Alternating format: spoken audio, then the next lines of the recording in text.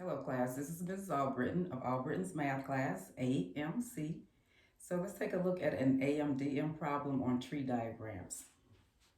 Justine is a wedding coordinator. She is selecting the menu for the reception. First, she will give the guests a choice of salad or soup. Then she will allow them to pick from chicken, steak, or vegetarian. Finally, she will allow them to choose vanilla or chocolate cake. So let's take a look at how do we use a tree diagram to determine all the possible different menu combinations that the guests have to choose from.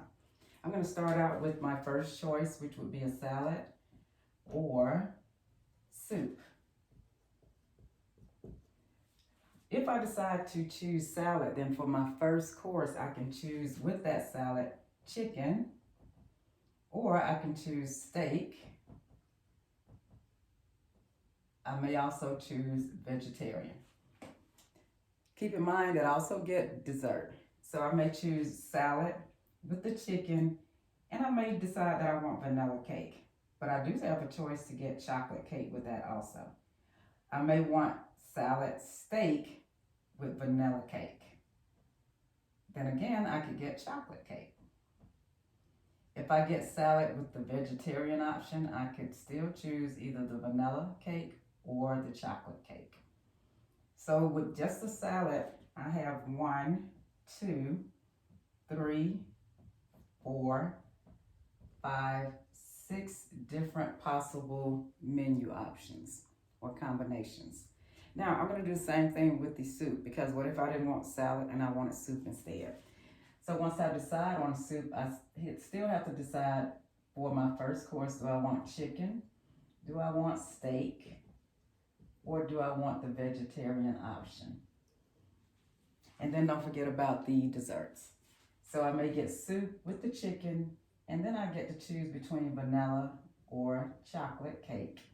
Same with soup and steak, I can choose vanilla or I can choose chocolate cake. And with soup and the vegetarian option, I get to choose between vanilla or chocolate cake. So there's another 6 choices. That's my 7th, my 8th, 9th, 10th, 11th, 12th option. So there are 12 possible menu options, or I'll say dinner options for this reception. All right, there's your tree diagram. That's how you determine how many possibilities there are. Let's take a look at a problem on the fundamental counting principle. All right, we're going to continue with the next problem. Now this problem is on the fundamental counting principle. So let's take a look at number 2. How many different versions of a particular car model can be created with these options? First, we've got 4 different trim levels, which are CX, DX, EX, and SI. 5 different colors: night black, pearl white, evening blue, sandy red, and forest green. And 3 different interior options, either gray cloth, tan cloth, or black leather. Now, we could actually do a tree diagram for this particular problem too. However, it would get pretty long. So there's a shortcut way we could actually come up with the answer to find out how many different versions of this car we could get. And it's called the fundamental counting principle. That's where instead of setting up a diagram showing all of the different options, we can just mathematically come up with our answer by multiplying the number of options. For example, we've got 4 different trim levels, so that would be 4 for the trim, 5 different colors, so we'll multiply by 5, and then 3 different interior options, multiplied by 3. So when we multiply 4 times 5, of course, we get 20, and then 20 times 3 will give us 60, which will be 60 different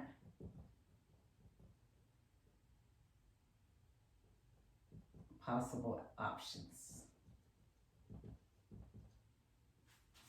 for this car. And that's a lot. So thank goodness we didn't have to do a tree. We would end up with 60 different possibilities showing up at the bottom of the tree. So you can imagine how large it would have gotten. So for example, I could have the CX in night black with the gray cloth. That's 1. I could have the CX in pearl white with the gray cloth. That's 2. And then on and on and on till we had 60 different possible options. So again, this is the fundamental counting principle where we just do the mathematics involving the different options, and we'll get our same information that we would have gotten with a tree diagram. Let's take a look at another problem. A 7-digit telephone number is of the form ABC-DEFG. One state restricts the digit A to any number between 1 and 9. The digits B and C are restricted to any number between 2 and 9. The digits D, E, F, and G have no restriction. So what we want to do is find out how many 7-digit phone numbers are possible with these restrictions in place. First thing I'm going to do is go ahead and label those digits. So let's label A, B, C. So this will be A, B, C dash, D, E, F, G. So there's our D, E, F, and G. So let's go ahead and apply the restrictions. And what we're going to be looking at is how many possible options do we have for each position in this 7-digit number. We're told that the digit A, so this first position, can only be the numbers between 1 and 9. And that's 9 numbers. So we have 9 possibilities of numbers or single-digit numbers we can put there. B and C are restricted to any number between 2 and 9. So how many numbers are between 2 and 9? 2, 3, 4, 5, 6, 7, 8, 9. So there's 8 numbers that are in between 2 and 9. So there's 8 possibilities here that we can put, and there's 8 options we can put there. D, E, F, and G have no restrictions. So what we're looking for is how many single-digit numbers are available for each of these spots. And there's 10 of them. Because remember, let's count them. 0 is a single digit. 1, 2, 3, 4, 5, 6, 7, 8, 9. Those are all the single digit numbers, and there's 10 of those. That means that we could have 10 different possibilities in each of these positions. And the fundamental counting principle tells us to multiply those in order to get the total number of possible outcomes. So when we multiply these, 9 times 8 times 8 times 10, remember that's not a division, that's a dash, times 10 times 10 times 10. That will give us 5, 7, 6, 0, 0, 0, 0. So I'm going to have 1, 2, 3, comma, 1, 2, 3, comma. So there's a possibility of 5,760,000 different possible 7-digit phone numbers for that state. And that's the fundamental counting principle. Okay, we're going to look at one more problem. A 10-digit telephone number is of the form XYZ-ABC-DEFG. In one state, there are 4 possible area codes. And keep in mind the XYZ, of course, is the area code. The area codes possible for this state is 202, 341, 602, and 581. That's 4 possible area codes. The digit A is restricted to any number between 2 and 8. The digits B and C can be any number, but they cannot repeat. The digits D, E, F, and G have no restrictions. So let's take a look at these. I'm going to go ahead and put the area codes in one group here. And the reason I'm doing that is because they're not restricting the area code digits separately.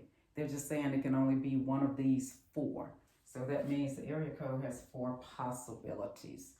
And then next to that, of course, we have our A, B, C, dash, D, E, F, and G. So let's look at those options. How many options do we have for each of those areas? And we need to look at the restrictions, of course. It tells us that this first digit of the last 7 digits for A has to be between 2 and 8.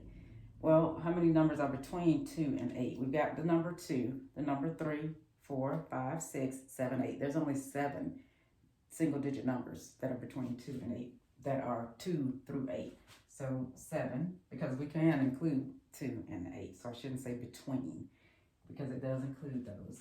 Now B and C, they can be any number. And remember, there's 10 single-digit numbers that can go in one spot.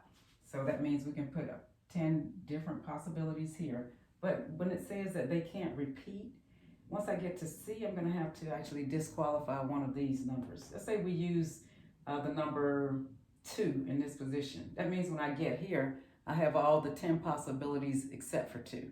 So that leaves 9 possibilities. So this drops down to 9.